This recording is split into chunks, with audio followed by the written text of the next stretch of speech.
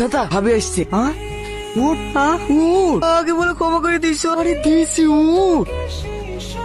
ভালোবাসিস খুব ভালো কথা। কদিন ধরে ভালোবাসিস? ক্ষমা। আমিও 2 বছর ধরে একজনকে ভালোবাসি।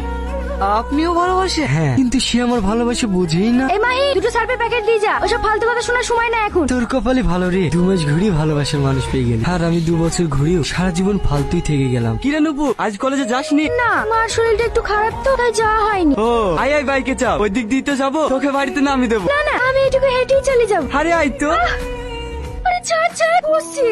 তোর হাত তো শক্ত না। চ। ভালো করে বস। এটাকে ছেলেটা কে রে? ওই পাড়ার কুদ্দুসের ছেলে। কি রে, তুই আমার কোথায় যাচ্ছিস? এই, তোর হাতে কি হলো রে? ইয়াসিন, ইয়াসিন। তুই দয়া করে আমার সাথে কথা বলিস না, তোর লেগে আমি মার খেতে পারবো না। মানে? কাল তোকে মোটর সাইকেল করে লেগেছি বলি। কি হলো দাদা, আমার রাস্তা আটকালেন কেন?